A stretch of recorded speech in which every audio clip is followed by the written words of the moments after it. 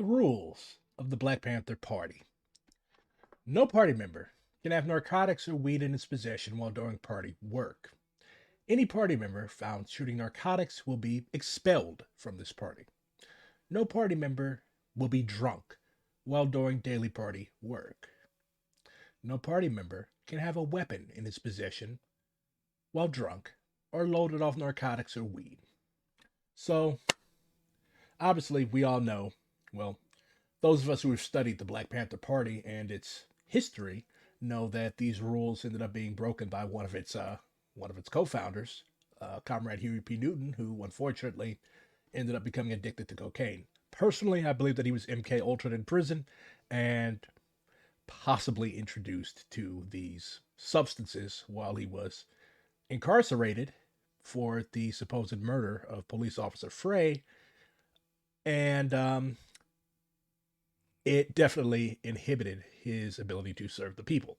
So, drugs during and after the communist revolution. Will they exist? Of course they'll exist. Smoking on that shit that killed Abe. Funny.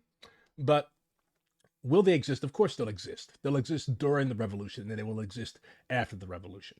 Like, get it out of your head that it is going to be possible to completely eradicate narcotics, never mind cannabis, which is a literal leaf, and other substances from the mouths and nostrils and systems of the human race. It's simply not going to happen. Um, so, what is my personal opinion on the use of intoxicating substances by revolutionaries? Do I personally use intoxicating substances? Occasionally. I smoke weed every now and then, even though it turns me into a fucking goof. I drink every now and then, even though it turns me into a fucking goof. But there's a difference between social recreational use of these substances and addiction. Okay? It is my personal belief that is confirmed by a pretty long period of study of revolutionary practice and revolutionary parties that people who are addicted to substances do not make the best revolutionaries. When you allow something to control your life, you really can't put the people first because you put the needle or you put the drink or you put snorting coke above the needs and service to the people in the revolution. Am I saying that addicts should be summarily expelled from organizational work? No, but they should be encouraged to seek proper treatment because, like, addiction is a disease, okay? It's not a personal failing, it's not a problem with the individual, it's a disease. Like, you cannot line struggle away addiction any more than you can line struggle away cancer or line struggle away diabetes. Okay, so we have to be compassionate when comrades fall into the clutches of addicting narcotics. Weed, I personally don't give a shit about. But if you are like constantly high off weed to the point where it impacts your ability to function and your ability to serve the people. Have I ever played Spider-Man Remastered? No. I'm a big boy. But if you're using cannabis to the point where it inhibits your ability to function in day-to-day life, it inhibits your ability to do organizational work, it inhibits your ability to hold a job, then yeah, that's a problem. But we should not take a bourgeois carceral approach to comrades who suffer from addiction or who like to drink or who like to smoke weed.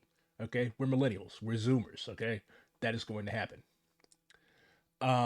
So how have revolutionaries dealt with drug use and addiction in the past? There's this very good piece. We have to keep everything that I read, I keep in context. Okay, so this piece, capitalism plus dope equals genocide.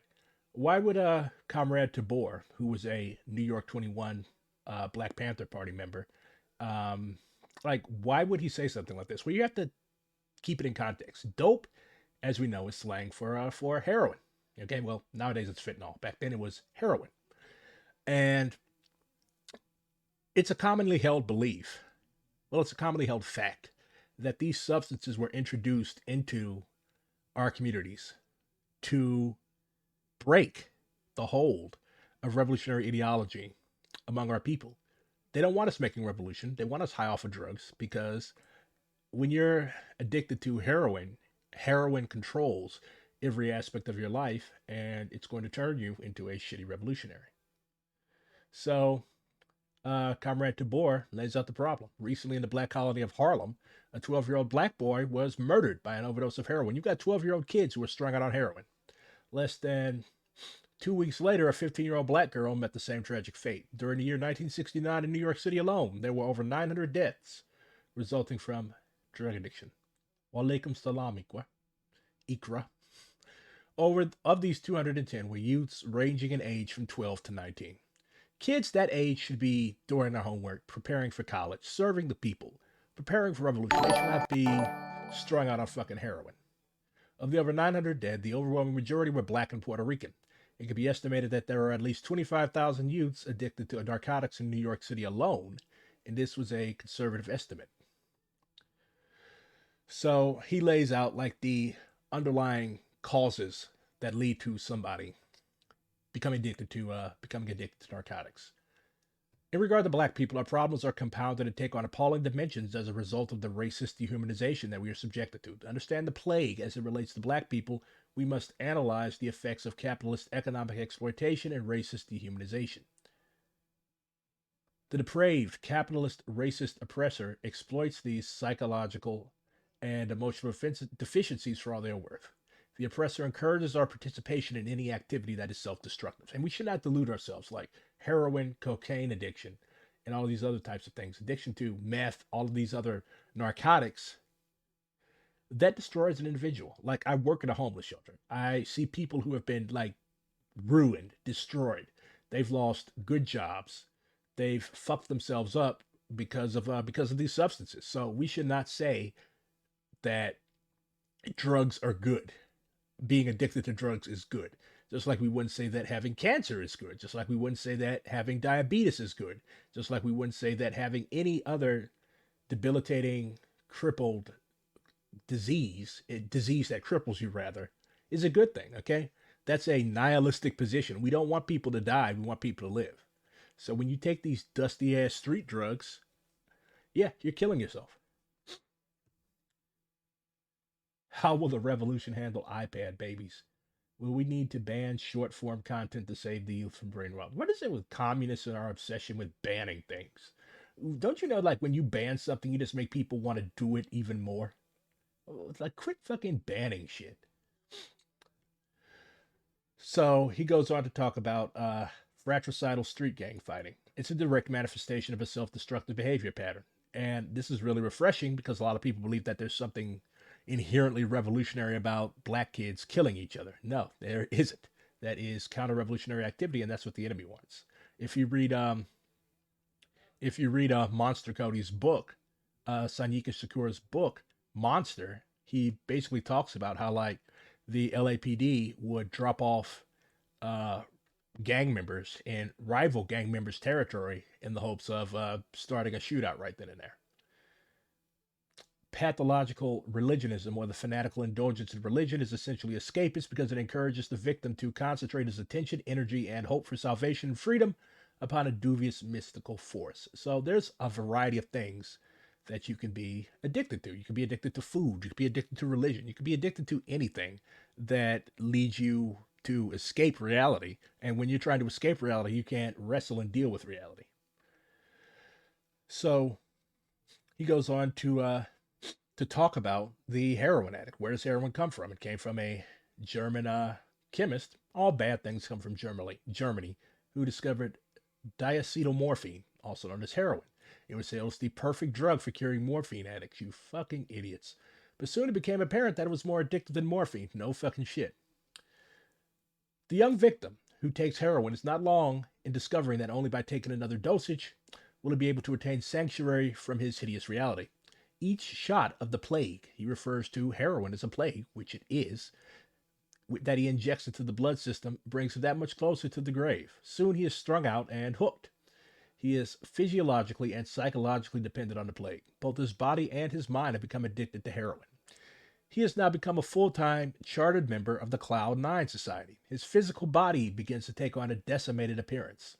A shameless disregard is displayed towards his clothes. That his shirt is filthy and his shoes are soleless, leaving him to walk virtually on his naked feet, does not matter. That his unwashed body now emits a most foul odor disturbs him but little.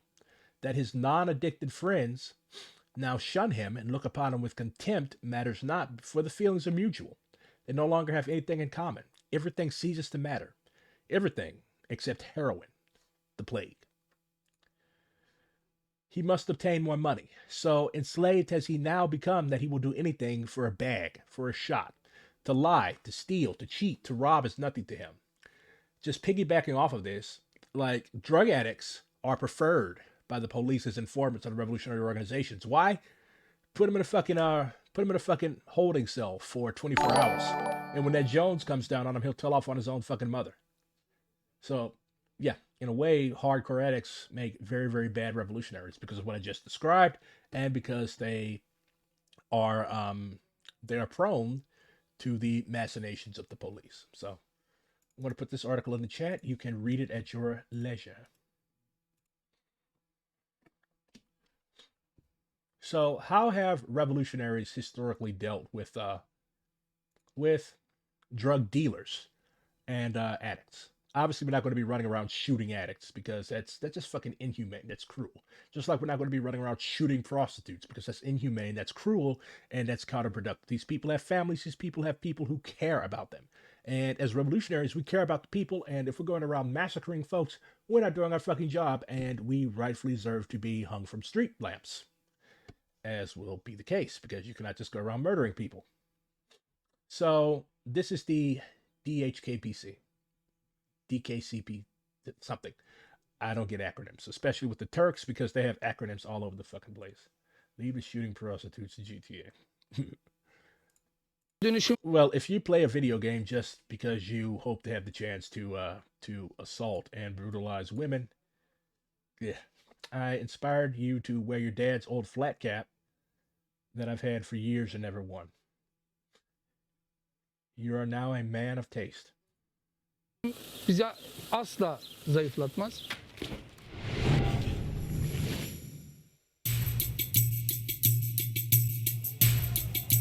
One of the seminal moments of 2013. Hundreds of thousands of young and very angry Turks occupy Istanbul's Taksim Square. What started out as a protest against the building of a shopping mall rapidly turned into full-blown rioting, provoking shocking displays of police brutality, all of which left. So there's entire neighborhoods in like parts of Turkey that are controlled by people who identify as communists. It's pretty dope. Are we watching a Vice video? Yes, because this Vice video is quite educational and it's relevant to what I'm talking about. Thousands injured and 8 people dead. Now, despite the government's apparent victory over Gezi Park, the fight against the systematic group whose strongholds also happen to be the neighborhoods most at threat from urban renewal. They are also no strangers to violence, accepting that the death toll is a necessary evil along the road to revolution. No surprise then that the EU has officially labeled them an illegal terror organization. Ve yozlaşmaya karşı direnmeyi öğreterek sokaklarda He could have done a lot better on that mask. direnerek göstereceğiz. I returned to Istanbul a year after the Gezi Park uprising. Do they engage in street battles with the fascist Grey Wolves? I mean, yeah, if the Grey Wolves are stupid enough to come into their neighborhood, yeah, I imagine they are going to end up with a fight with these comrades. And wanted to meet members and sympathizers of the group to find out where the revolution stands today and how far they are willing to go in their fight against the government that wants to take the land they call home. In Okmeydane, a traditional stronghold of the DHKPC, I met Idil, a member of the youth organization connected to the group, to find out how this particular neighborhood defends itself against the authorities. Yani halkın çoğu evet öyle. Hani devrimciler ve devrimcilere destek veren halk var burada. Why do you mask yourself? Ben örgütlü bir insanım. İktidarın bizim üzerimizdeki baskısı çok yoğun. Is there normally police you can see on the So this is an example of what Maoists would call a base area. Like any place that the police are afraid to go, that the gray wolves, that the fascists are afraid to go, that's becoming a base area. So hats off. streets or do they come with heavy weapons? Yani şöyle polis buraya kolay kolay giremiyor. So yeah, the police cannot enter here that easily. When you have a situation where the police, the supposed the people who have the monopoly on violence in a certain area are afraid to come to a certain neighborhood, and you also have the DHKPC setting up like cultural centers and basically a parallel state, a dual power, if you will. When you have that happening, you've got a base area. And the goal of Maoists is to defend and grow these areas. Because when you control an area, and the people have to come to you to get redress from, for example, a drug dealer that's slanging outside of your apartment building, like you have power. And the goal of communism is to establish power over the whole country. You're watching this and realizing how cocked Americans are. Yani neyle giriyor? İşte zırhlı araçlarla buraya girmeye çalışıyor. Biz de örgütlü insanlar olarak hani parti cephe olarak elimizde taşlarımızla işte molotoflarımızla havai fişeklerimizle onlara karşılık veriyoruz. Would you use a gun yourself? Would you shoot people? Karşımdaki eğer yoldaşımı vuruyorsa işte çocuklar açlıktan ölüyorsa yani sömürülüyorsa hani işçiler, emekçiler bu düzen bizi sömürmeye, sindirmeye işte çalışıyorsa yani düşüncelerimizden, inancımızdan yoksun bırakmaya çalışıyorsa elbette ki. Killing for the cause might sound extreme, but the DHKPC has lost numerous members to this conflict. This is a house in the DHKPC-run neighborhood Küçükağmutlu. The portraits on the wall are martyrs who have died fighting for the cause. Mustafa is the grandfather of one of the most recent martyrs. Açlık direnişinde şehit oldular, ölüm orucu şehit dedik biz. İşte devrimciliğin inancı bu. Devrimcilik bu işte. Why did they hunger themselves to death? O zaman katil devlet tecrit uyguladı. Tek tipli hücre uyguladığı için ölüm orucuna girdiler. Following two previous hunger strikes, police stormed prison cells in 2001, killing 28 people. Altogether, 121 people died in the protests. Bu İbrahim Çoğadar bombayı patlattı. 9 polis geberdi. Yeah, this organization in particular is a really big fan of suicide bombings. So not really a big fan of those, but concrete conditions lead to various forms of armed struggle. This area is the most valuable area in So we're getting to what I want to talk about and what I'm using this video as an example of. Istanbul. It's surrounded by the financial centers. 2 weeks ago, there had been an event. One of the revolutionaries warned the drug gangs that you are selling drug here. You cannot do this in this neighborhood. And the drug gangs give answer with guns. Oh. They attacked that person, and after that event, the people get organized and walk to the house and demolish the house. Yeah, so this is important because, like, are we saying that we need to be allowing people to just fucking slang and do whatever they want after the revolution or during the revolution? No, because that'll make us look weak. You can't even deal with the lumpen bourgeoisie in our neighborhood. Why the fuck would we trust you with state power? But this is important because this wasn't just a few dudes that just went out to go burn down a fucking trap house. Like, they organized the people, they organized the masses. The masses themselves identified this as a problem, and the revolutionaries led them to take this advanced action of burning down the drug dealer's house. So, no, we should not be allowing the growth of fucking cartels or neo cartels during or after the revolution. Why? Because these things, first of all, they will lead to the formation of a new capitalist class. Because if you have a handful of dudes with a shitload of money from trafficking in a commodity, that's what drugs are. They're a commodity. So if you allow these profiteers to exist without being punished, then it's going to undermine your nation socialist state. It's going to fuck you up, and it's going to continue to make people sick. So there's a balance between refusing to punish addicts and also allowing drug dealers to just do whatever the fuck they want. So yes, it might actually fuck might. It's probably going to be necessary to either co-opt dope dealers as a strata of society, meaning find out a way to make them serve the revolution. Like, yeah, go over there and sell drugs to the enemy. You can do that. Like, that's what Mao did when he was at Yan'an. Like, he was growing opium, and he wasn't allowing it to be trafficked and sold in the base area. He was trafficking it into what they called the white areas that were held by the KMT, because there was still a demand. There was still a demand for these things, and it was a nice way to get hard currency. Same thing. In Peru, you had the PCP, the Partido Comunista del Peru, or the Shining Path, as people continue to refer to it.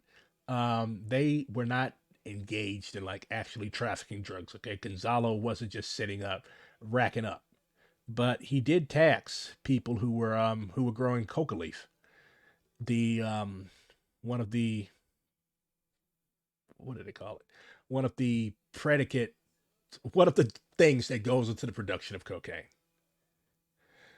So it'll be necessary to like co-opt these people and levy revolutionary taxes and bring them under the auspices of the revolutionary government, but eventually they're going to have to be like crushed as a class. Lumpen bourgeoisie, that's how I refer to people like El Chapo and like people who amass immense amounts of capital through involvement in the drug trade. And most of this capital ends up going legitimate. Like, these people end up buying banks, they buy massive amounts of real estate. So they end up becoming like actual bourgeois, but their roots are still lumpen. It's also a nice way to distinguish between the dude on the corner that's at risk of getting shot or busted by the police and the guy who's sitting in a penthouse who never even sees the fucking drugs, but sees all of the money.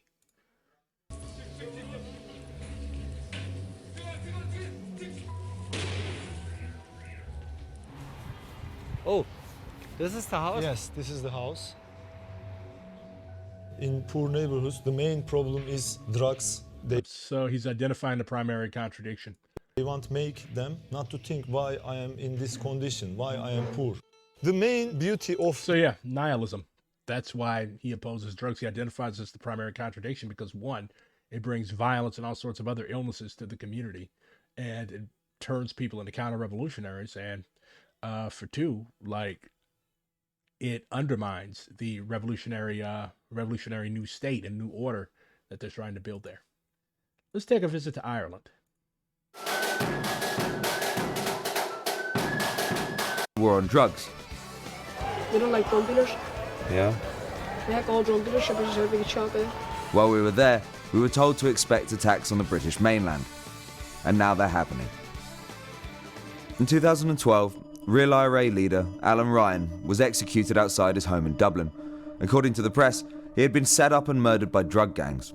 Ryan had become the most high-profile casualty in the fight between dissident Republicans and warring gangs. But he wasn't going to be the last.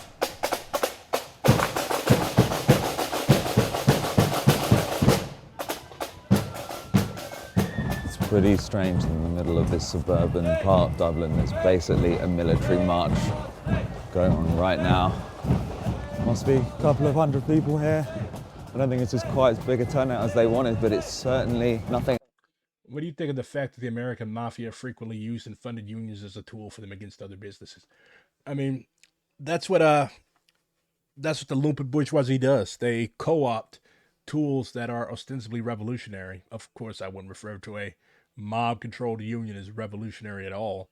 And the mafia-controlled unions were actually used as a weapon against revolutionary unions. Like, they actually killed communists. A lot of these people were fervently anti-communist themselves. As a matter of fact, I think one of the main reasons that Kennedy was killed was because he fucked up on Cuba, and he didn't allow the mob to get all their shit back by taking out Fidel Castro. Plus, his brother Bobby, who was also shot by a supposedly pro-Palestinian, but again, I think this guy was probably MK Ultra 2, Sirhan Sirhan, started investigating the mob, and their father, Joseph P. Kennedy, was connected to these guys going all the way back to Prohibition. He used to run liquor with them, so he knew these guys, and he made a deal with them to get several key states and several key constituencies to back Kennedy. So yeah, that's why you don't fuck with those people because they'll turn on you. But yeah, unions were once upon a time heavily infiltrated by organized crime, and they were fervently anti-communist because the communists were pure and for the people, and the organized criminals were solely for themselves. So they fucked workers over. Jimmy Hoffa looted the Teamsters pension fund to make loans to a bunch of mobsters, and then when he tried to call in these loans, they had him offed. I've ever Watch The Irishman. seen before.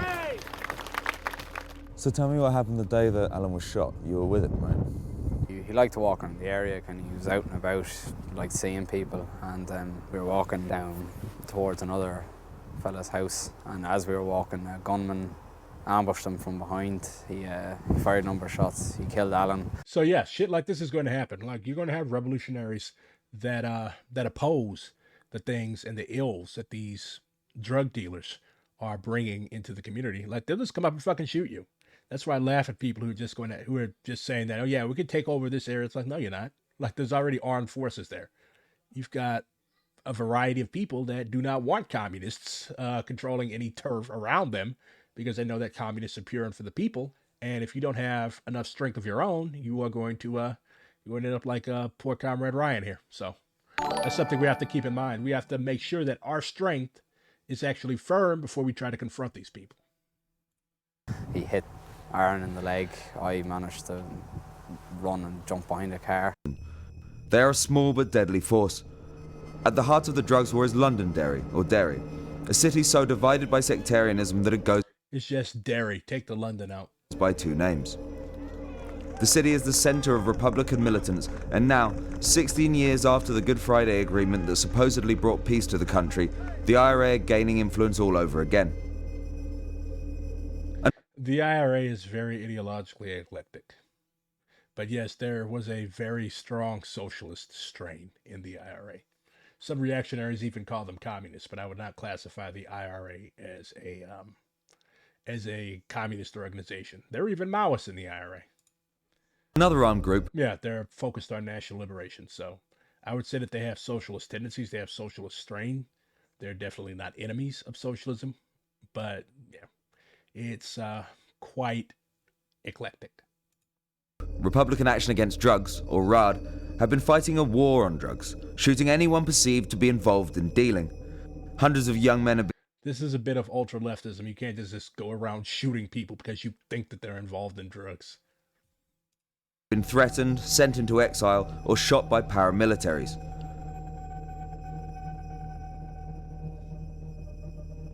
After the murder of Alan Ryan, it was announced that RAD and the real IRA would merge under the simple name, the IRA. We went to meet Derry's most influential Republican dissident, Gary Donnelly, a member of the 32-county sovereignty movement who has been accused of being the driving force behind the real IRA, a charge he denies.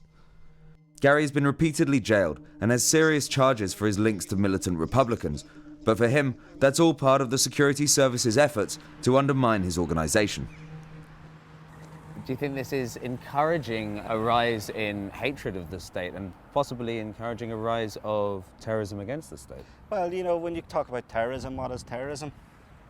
Well, you know, it's people just here fighting don't see against it. the people in power. You know, the people here who you would accuse of being terrorists are members of this community. They live in this community. If they're lucky, they work in this community. They socialise. Their kids go to school in this community. They're not some type of Al Qaeda terrorists that live in the mountains or caves and come in here and carry out, you know, atrocities and go back. These are people who live and socialise in these areas. Often the large section of this community would support these people and be their eyes and ears and support base. That is the reality. That's a sign that you have a mass base. Like when people actually look out for you and like actually offer you logistical support or even like just support in general. Like support, I can define support as like not calling the cops. If somebody sees you doing something that's on the surface illegal and they don't call the cops on you, that's a sign that they like what you're doing. So it's important for us revolutionaries to get to that stage.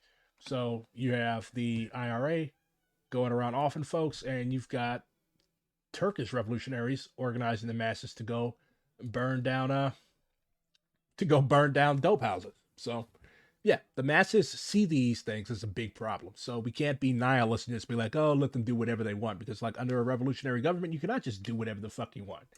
It's not gonna work. So what was I looking for in this article? It's basically talking about the same stuff that that the Vice video was talking about. But you have this guy Yabuz who was saying that the government doesn't help this neighborhood, and this guy's owned a cafe in the neighborhood since the 50s, so he's not like an outsider. He talks about there being weapons on the street. He talks about there being drug dealers. He talks about clashes between the armed groups and the police. And he's saying that the residents are stuck in the middle. So that's what happens. So you have the community who could either swing this way or could swing that way. And it's our job as revolutionaries to ensure that they swing our way. So this is an old article from the RCP, which I despise. I consider them a revisionist organization. But this is actually a pretty good article. How Maoist Revolution Wiped Out Drug Addiction in China. Correct me if I'm wrong, but wasn't the whole starting point of the Chinese Communist Revolution the sheer amount of opium houses just dulling the hell out of the masses? It was part of it. The Chinese viewed the opium addiction as being part of the century of humiliation. It was imposed on them by the imperialists. Like there was a literal war between the Qing dynasty and the British imperialists because the British imperialists wanted to sell opium in China, and the Qing, which was of course still a rotten regime, realized that they couldn't really run a country if it was all drug addicts. So they considered it part of foreign imposed humiliation and domination. That's why they went so hard against opium. So, of course, this is an extremely idealistic article, but like, for example, Maoists say all oppression, including drug addiction, can be overthrown. So, he mentions correctly that old China had the world's biggest drug problem. Before Mao's revolution won in 1949, the people of China were miserably poor, ruled by a handful of rich landowners, warlords, and foreign capitalists. Under that old society, many people were strung out on the pipe. There were 70 million junkies in China addicted to opium, morphine, and heroin. Half-starving laborers used the sweet opium dreams to cover the pain of hunger and hopelessness. And the lazy rich used drugs to fill up their empty hours. In some areas, everyone, including even children, smoked opium. In the cities, tiny bottles of drugs were sold on the street corners like ice cream. People got high on the job. That sounds a lot like the United States. The people of China suffered terribly from this drug addiction. Many poor people used their pennies on the pipe instead of food. Addicts often abandoned their children or sold their children into slavery to buy more drugs. So yeah, drugs fucked China up. They were imposed by the British, and like they couldn't just ban it because then the British would send gunboats and just start shelling all over the place. So that's a problem. That's why Mao and his government took all this shit and they burned it. and they executed the most heinous and prolific of the drug dealers. The Maoist revolutionaries called on the addicts themselves to step forward, kick their habit, and join the struggle for a new society. The Maoist revolutionaries organized the people in the communities to struggle with their addicted brothers and sisters, to persuade them and educate them. Ex addicts and their families joined big marches and rallies. Drugs were burned at neighborhood celebrations. Kids were organized in their schools. The new power in big, bold letters, meant that newspapers and radio were mobilized to support the revolutionary campaign. So, ironically, after Deng Xiaoping took over and the country went back into capitalism, drugs returned. So you have drug addicts in China now, again. Although, like, I don't think they ever really like totally went away, because it's impossible to eradicate something in a country of almost 1 billion people at the time. So, yeah. So, this is also something interesting. Cuba is pretty anti-weed. So why is Cuba pretty anti-weed? You all are constantly talking about shit. LinkedIn should be abolished under socialism. Why are you all just talking about random shit? So, you have Antonio Israel Ibarra saying that Cuba will not be joining countries in the region that have legalized cannabis for medicinal or recreational purposes. Cuba is facing a very difficult situation at the moment with regards to drug trafficking. Firstly, because in Latin America and the Caribbean, there is a group of countries trying to legalize, or that has legalized, the use of marijuana. We have not legalized it, nor will we. So he also blames criminal groups of smugglers that are reorganizing themselves to traffic drugs. So that's no good. But at the same time, I think that their law is a little harsh. Like, I support legalizing weed. It's a fucking leaf. Do I support legalizing heroin and meth and all of these other things? I definitely support the decriminalization of it.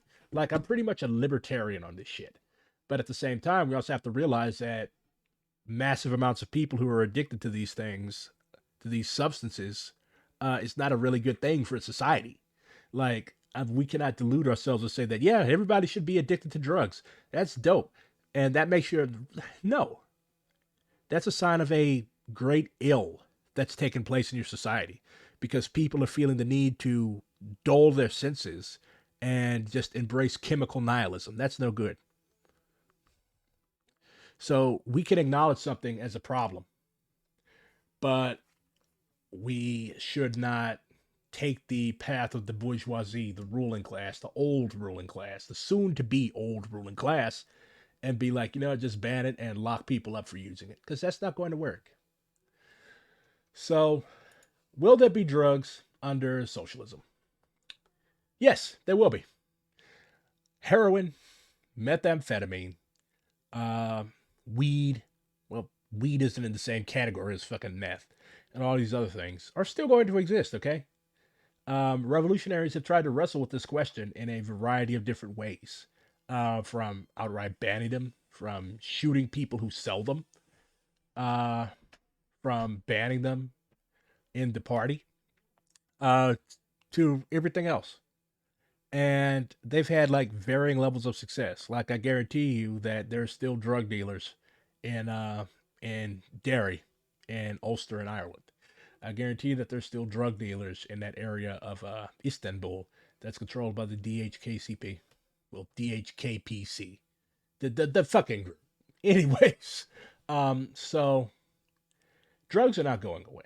So our goal as revolutionaries who seek to establish a new revolutionary order all around the world is to be realistic about it. We should respond with compassion for addicts. We should try to reform them, because they do have something wrong with them, okay?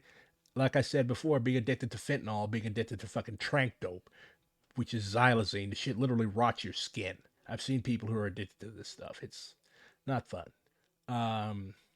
Being an alcoholic. Like, these are not good things to be, okay? If you're an alcoholic for long enough, your fucking body will just shut down. You'll go into renal failure. Your liver will fuck up. Like you'll like I knew this guy that had cirrhosis of the liver at the last shelter that I worked at. His eyes looked like fucking peeled dried oranges. Okay, so these things cause health problems, which are going to be a burden on the state to treat. So should we take the Maoist China approach, like organize the people to call out their friends and coworkers and family members who are addicts? I think that we can definitely like apply a more measured and humane approach, and we should also conduct thorough investigation and research into which treatment is most effective. That's definitely something that we should do. Like the comrade in the chat, Orleo, says that they have had multiple people in their family die from alcohol addiction. Rockman says that he was an alcoholic. He switched to weed and he only drinks low percentages. Like these things can be overcome. You cannot line struggle away addiction though. Like you cannot line struggle away cancer or diabetes. I keep making comparisons because addiction is a medical disease. It's not like something that's a moral failing. You can still be a very functional addict, but at the same time, we should take steps to eradicate addiction like any other disease. Like we should try to develop a cure for addiction, just like we should develop a cure for cancer. We should develop a cure for diabetes. And the only reason that we haven't developed it yet is because a lot of our productive forces and our scientific research capacity in this country is centered around making rich fuckers more rich. So under socialism, where there are no more rich fuckers to make rich, we can actually study things that lead to a better standard of living for the people. Like, how can we cure addiction? How can we cure cancer? How can we cure diabetes? How can we cure AIDS? So that's how I look at it. Like, yes, addiction is a disease. Under socialism, we could definitely find a cure for this disease. But should we be locking up people for smoking bathtub meth? Absolutely not. Because that's how you like incarceration and execution. Those are methods that we use to resolve contradictions with the enemy. Addicts are not our enemies. Okay? Are drug dealers the enemy? Are big time traffickers the enemy? In a way, yes. Because they're part of the problem.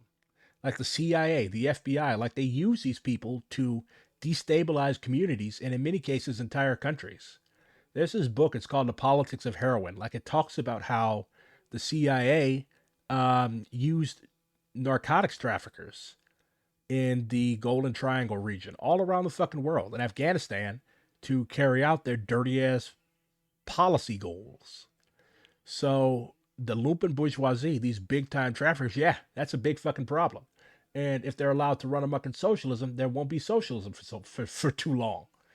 So we should definitely deal with those types of people, and we should definitely struggle against those types of people. But in terms of the masses of addicts, we should solve the alienation problem. We should solve the issue of addiction, the medical issues that are inherent in being addicted to a substance. And we should solve this in a compassionate way. We should not treat them as people that are bad people, okay? So that's how I look at it. So, am I a supporter of burning trap houses? Sure, if the masses are behind it. And I keep making this. I think that's the second burn trap houses that I've made, reference that I've made, because the Red Guards, they had that as a slogan like several years ago. And I just found it so fucking funny. It was just so ultra left and ultra stupid. I think they were big DHCPK. I'm going to get that acronym right one of these days. DHKPC. I'm pretty sure it stands for something very long in Turkish, but they were big fans of those guys too. But like, I don't think they ever carried out that very ultra left line in our context. What about small drug dealers? Put them to productive labor. Yeah, put them to productive labor. Like, you don't have to be selling fucking nickel and dime bags. We've opened the factory back up. We're making steel now. You can make a lot more than you can by slinging those fucking things anyways. So, they should be encouraged to participate in productive labor. And like, it doesn't even matter if you're fucking El Chapo. and you acknowledge that the new order is here and you're not going to be a billionaire any fucking more. And if you want to go and work in a fucking steel foundry and you become a good communist, then nobody's going to shoot you.